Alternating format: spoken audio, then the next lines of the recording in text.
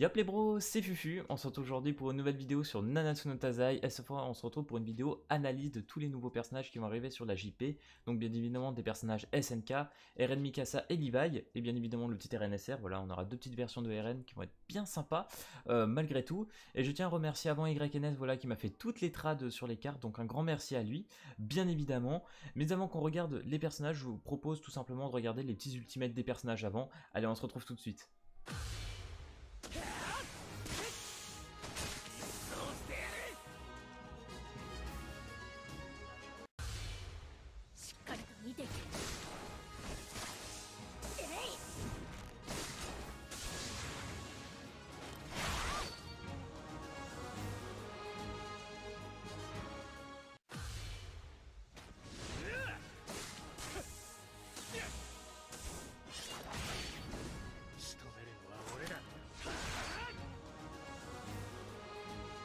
Du coup on se retrouve avec le RNSR bleu pour commencer, voilà on commence tranquillou. Bien évidemment les personnages comme vous pourrez le voir vont être assez intéressants, je pense qu'ils sont beaucoup plus forts que les personnages slime qu'on avait eu à l'époque. Après certes ça sort pas à la même période ou au même moment, donc forcément les personnages changent un peu aussi. Mais voilà, il y a quand même le petit RN vert qui pour moi va apporter des nouveautés. Le Levi qui va être, je pense que vous pourrez le voir, une version V2 je pense du Zedris bleu. À voir s'il va être meilleur ou pas, mais ça va être à vérifier, mais on en parlera. Mais vous verrez que les personnages vont être vraiment très intéressants. Du coup, on va commencer avec le petit RNSR bleu. Donc le passif, les héros de race inconnue infligent 30% de dégâts supplémentaires. Donc pour ceux qui ne savent pas qui sont les personnages de race inconnue, c'est tout simplement les Seven Disasters par exemple. On a Merlin et Gozer il me semble. Je ne sais plus si j'oublie d'autres personnages, c'est possible, les personnages de Slime aussi. Donc c'est très intéressant, je pense que ce RNSR en sub par exemple pourrait être excellent, parce que du coup 30% de dégâts supplémentaires, c'est quand même pas n'importe quoi. Donc franchement, faut voir, mais ça peut être très intéressant. Après on sait pas si c'est des stats de base ou des stats sur les skills. Mais bon, ça reste à vérifier. Ensuite, premier sort 3 états, supprime la position et inflige 500% de dégâts à un seul ennemi. Ça peut être intéressant parce qu'il y a quand même pas mal de derniers persos qui se balancent sur des pauses. Donc bien évidemment, tous ceux qui sont un peu comme Estaro Saver. Ensuite, le deuxième augmente les stats de base de 50% pour 3 tours. Donc bien évidemment, là on aura en 3 étoiles, mais sur une étoile, ça risque d'être un peu moins bien. Ensuite, il a le petit passif évasion, esquive les compétences d'attaque et debuff. Ça c'est très fort parce que du coup, en fait, pendant un tour, vous allez tout esquiver. Ouais, quand même, c'est ouf. Hein. Vous pouvez juste prendre des buffs et vous esquiver les compétences d'attaque et de debuff. Franchement, c'est quand même très fort. Enfin, je sais pas ce que vous en pensez, mais franchement, ça, je trouve ça très fort. Et en plus de ça, tu augmentes les stats de base aussi. Donc le personnage, malgré que ça soit un SR, on pourrait le booster pour faire plus de dégâts. Il pourrait devenir assez correct. Franchement, pour moi, en tant que personnage free-to-play, parce que normalement on pourrait le farmer, c'est vrai que j'ai pas parlé, mais normalement on devrait avoir un raid boss avec le titan colossal. Non, cuirassé et le world boss avec le titan colossal. Donc voilà, il y aura pas mal de contenu avec un petit mode histoire, je crois, on pourra jouer jusqu'à 8 personnages dedans. Donc ouais, et puis bien évidemment ce petit RN SR qui sera gratuit normalement qu'on pourra farmer avec un certain nombre de missions. Donc franchement ça va être plutôt cool. Ok, donc du coup on va passer à l'ultimate, inflige 630% de dégâts de brisure à un ennemi. Écrasement, ignore la résistance. Donc là je crois que c'est, ouais, donc c'est pas écrasement mais brisure normalement qui devrait être mis. Donc c'est pas mal, voilà, donc c'est une stat défensive, donc on passe au-dessus, c'est quand même assez intéressant, et 630% de dégâts, c'est plus que correct. Après bien évidemment ça reste un SR, je pense qu'il faudra sûrement claquer le deuxième sort pour gagner un peu plus de stats pour que ça soit vraiment intéressant. Mais sinon voilà, je trouve que tous les sorts de ce SR sont très sympas, surtout le passif. Vraiment le passif, je pense qu'il y a moyen de faire un truc de sale avec. Donc à voir vraiment, ça peut être un chouette RN. Du coup on va passer sur le personnage voilà, que j'attends le plus, qui me fait le plus vibrer, je dirais, donc c'est le Levi, voilà, mon personnage préféré que je vous disais dans l'ancienne vidéo de présentation qu'on a eu le trailer, etc. Donc le Levi, il est rouge, bien évidemment, rouge, donc comme le LV, etc. Donc là, c'est pas mal parce que les cartes rouges sont quand même assez hauts actuellement dans le leader. C'est des personnages assez forts en ce moment. Le moins fort, c'est le vert, même si je pense que actuellement ça va venir avec Dolor, le nouveau RN, etc. On va avoir, à mon avis, une nouvelle méta verte qui va arriver. Donc pourquoi pas. Ensuite, ce Levi, du coup, niveau passif. Ce héros critiquera toujours l'ennemi, donc là on a un 100% de critique, ça c'est très intéressant, qui a le ratio de PV restant le plus bas. Donc bien évidemment, plus l'ennemi sera bas, plus il aura de chance de se prendre une grosse crit de Levi.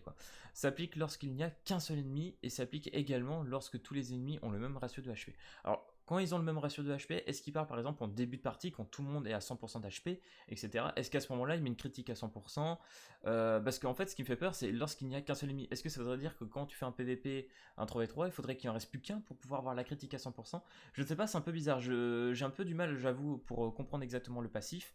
Mais il est très intéressant parce que comparé aux Eldris bleus, je compare aux Eldris bleus parce qu'étant donné que les deux premiers sorts là ici présents sont comme les Eldris bleus, voilà, on peut faire vraiment quelques similitudes avec ça. Mais du coup, le passif, voilà, ça comblerait un petit peu ça parce que avoir 100% de critique, au moins ça vous oblige vraiment d'être sûr de pouvoir finir l'ennemi et ça c'est très intéressant. Du coup, premier sort du Levi, inflige des dégâts de pointe équivalent à 400% de l'attaque sur un ennemi et dégâts critiques x2. Bien évidemment, le plus important c'est si on met tout le temps de critique, ça serait cool quoi.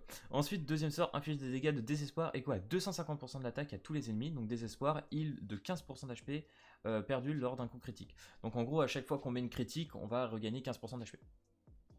Voilà, c'est quand même pas mal, franchement je trouve ça excellent. Normalement c'est ça, hein. 15% d'HP lors d'un coup critique, ouais c'est ça. Là franchement les gars, je trouve ce Levi très très fort. Et j'attends vraiment de voir pour son passif, hein, tout simplement. Et son ulti annule les buffs et les postures sur un ennemi, inflige des dégâts égaux à 630% d'attaque à un ennemi.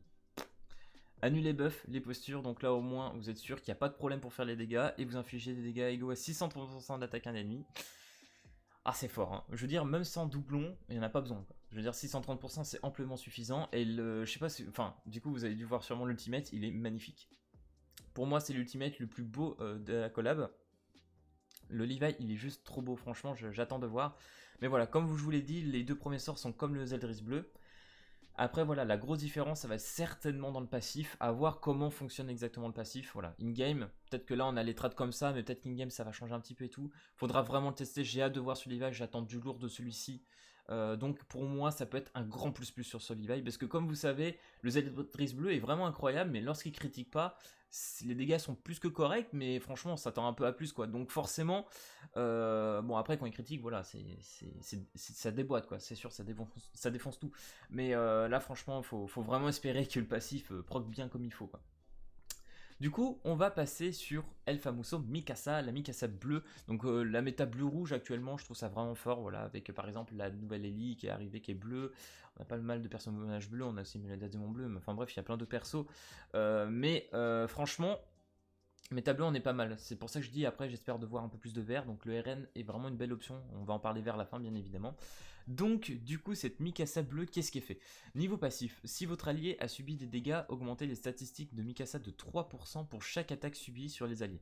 Donc ça, c'est très intéressant. Cependant, le petit hic que je mets sur cette Mikasa, je trouve que c'est la Mikasa, enfin, cette Mikasa est la moins intéressante pour ma part de la collab.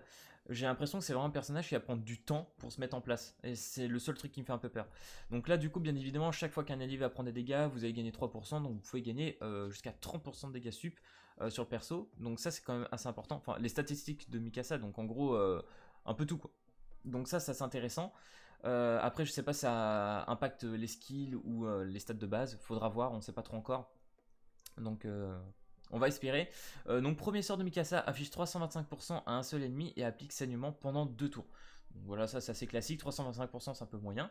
Inflige 80% de dégâts supplémentaires après chaque tour, donc ça c'est assez intéressant. Le seul truc qui me fait peur c'est que je suis pas trop sûr que pour un PVP ça soit le plus opti. Après pour un PVE comme Levi par exemple avec son AOE etc. Franchement pour faire du PVE ça va être chill. Hein.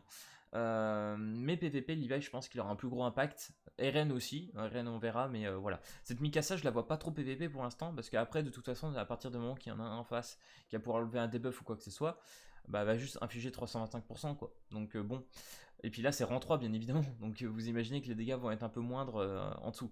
Donc du coup, deuxième sort, inflige 200% de dégâts de technique secrète à tous les ennemis. Donc là, pareil que l'aspect de Lost Vein. Donc en quoi ça consiste? À partir du moment où vous avez plein de cartes de Mikasa dans la main, vous allez gagner 20% de dégâts supplémentaires. Donc ça, c'est assez intéressant. Donc si vous avez par exemple 3 cartes, on va mettre 260% de dégâts avec la deuxième carte. Et ça, c'est très intéressant. Encore là, c'est pareil, il faut avoir les cartes de Mikasa. Hein. Vous les aurez pas tout le temps. Hein. Oui, c'est OP, on peut atteindre de gros scores AOE avec. Mais il faut les cartes, hein, vraiment, donc c'est pas tout le temps le cas. Mais ça peut être intéressant. Par contre, l'ultimate, c'est là que ça change tout. Augmente les statistiques de base de 50%, donc ça c'est une scène, donc pendant 3 tours, et inflige 80% de dégâts à un ennemi. Donc les 80%, bof, hein, moyen, vraiment c'est pas le gros truc à dégâts. mais augmente les stats de base de 50%. Donc là, on a un peu comme un ulti à la Galan, et c'est très intéressant parce que du coup, tous les autres sorts vont faire énormément de dégâts. Plus le passif, qui va vous faire gagner encore 30% de stats supplémentaires. Ça fait comme si vous gagnez 80% de stats. Et après, voilà, le problème, c'est qu'il faut que ça parte en ulti. Et la méta qui est en train d'arriver en PvP sur la JP, je suis pas un grand professionnel de la JP, PvP, etc. Ça, vous l'avez bien compris. Mais de ce que je vois sur les derniers persos, on est vraiment dans un counter méta spé. Et du coup, je me dis que si elle peut pas partir en spé, même en gagnant 30%, est-ce que ça va être suffisant, quoi? Mais voilà, faut voir, faut voir. Après, le problème, c'est vraiment que ça va prendre du temps pour moi pour qu'elle puisse up. Mais ça peut être intéressant, mais il faut voir une game, hein, bien évidemment. Du coup, je vous propose qu'on passe sur le RN vert. Donc le RN vert arrive avec une nouvelle nouveauté dans le jeu, je dirais, c'est la transfo. Voilà, donc c'est une carte à double facette, on va dire, parce qu'il peut avoir une forme donc humain et une forme titan. Et ça, je trouve ça ultra fort. Donc du coup, on va regarder ça. Donc il va être humain de race humaine en temps normal, et une fois qu'il aura claqué son ultimate, il va passer en titan. J'ai un petit peu du mal à parler aujourd'hui, dis donc. Du coup. Passif de RN. Augmente les dégâts de 10% pour chaque orbe d'ultime sur le personnage. C'est ultra fort. Donc les gars, à l'ultimate, il va mettre quand même 50% de dégâts. Donc avant de claquer votre ult, ça peut être intéressant de mettre quelques dégâts avec ces cartes. Franchement, je pense que ça peut être très fort. Premier sort du RN, donc bien évidemment en forme humaine, inflige des dégâts équivalents à 500% des dégâts à un ennemi et remplit la jauge d'ultimate de 2. Donc là on a comme le sort de Escanor et comme d'autres persos qu'on a eu récemment, c'est assez basique, mais ça fait des bons dégâts et on remplit la jauge d'ultimate de 2, donc pour partir en spé, c'est super cool. Deuxième sort de RN, inflige des dégâts équivalents à 180% de l'attaque à tous les ennemis, donc voilà, pour de l'AE c'est un peu moyen 180%, cependant vous désactivez les attaques spéciales pendant 2 tours. Donc voilà, c'est là que je vous dis que c'est un peu embêtant pour Mikasa. Imaginons, parce que là en plus c'est de la OE. Et vous jouez avec un drôle. À partir de quel moment vous partez en spé avec votre team en face? Est-ce que vous voyez ou pas le délire ou pas? Je trouve que ça va être très très compliqué. Mais franchement c'est très très fort. Bloquer l'attaque ultime, en plus en AOE, c'est ultra débile. Ultimate de RN se transforme en titan pendant 5 tours et augmente ses statistiques liées à l'attaque et à la défense de HP de 10%. Alors là, vous allez me dire, 10% c'est pas encore ouf. Mais franchement, déjà, c'est quand même très fort. Et réduit les statistiques des ennemis liées à l'attaque de 30% pendant un tour. Donc pendant un tour, les ennemis en face vont vous mettre vraiment peu de dégâts, je pense. Donc ça va être assez insane. Forme titan immunisé contre les debuffs. Donc pendant 5 tours, vous devenez un titan, donc les sorts vont changer. Vous êtes immunisé contre les debuffs. Vous allez mettre pendant un tour, les ennemis vont perdre 30% d'attaque. Et en plus de ça, vous allez gagner de stats supplémentaires de 10%. C'est ultra débile. Genre, je veux dire, l'ulti, il fait des passifs en même temps. Genre, c'est débile, quoi. Et par contre, si vous l'avez spécis, donc une fois que vous l'avez full doublon, donc il se transforme en titan pendant 5 tours, tout ça. Sauf que les statistiques liées à l'attaque, la défense et aux HP, ça sera pas 10%, mais 35%. C'est énorme. Je veux dire, une fois que vous tombez sur un mec qui cache play, qui a un RN spé6, mais vous pouvez dire adieu, hein, vraiment. Genre, le mec, il va tout casser. Mais attendez, on va regarder une fois qu'il est en forme titan. Donc, le passif. Immunisé contre les compétences désactivant le cool team. Donc lui déjà vous pouvez pas l'empêcher de partir en ult et en plus de ça il est immunisé contre les debuffs. Déjà en forme titan ça commence comme ça. Là vous dites il y a quand même un petit souci quoi. Ensuite premier sort du RN titan. Inflige des dégâts d'amplification égaux à 450% de l'attaque ennemi. Donc là c'est totalement Galan. C'est-à-dire qu'une fois que tu mets des buffs, par exemple avec un Arthur, plus il a de buffs, plus il va mettre des dégâts. Donc amplification, 30% de dégâts en plus par buff sur le personnage. Voilà, c'est un Escanor Galan, c'est la même chose. C'est plus un Escanor rouge du coup, mais voilà, c'est OP, c'est OP, c'est OP. C'est très fort. Inflige des dégâts équivalents, donc bien évidemment deuxième sort, équivalent à 250% d'attaque sur tous les ennemis, donc que ce soit en forme titan ou en forme humain, il va mettre de l'AOE tout simplement, donc déjà ça c'est très fort, et enlève 3 jauges d'ultimate. Oh, c'est ouf. Bon, on imagine bien qu'il enlèvera moins de jauges, mais ça n'empêche qu'il enlève des jauges d'ult quoi. Donc bon, c'est fort et en plus c'est de la AOE quoi, donc c'est sympa, hein, on enlève de la jauge AOE. Enfin, il y a rien. En fait, les gars, actuellement dans ce RN, il n'y a rien de nul.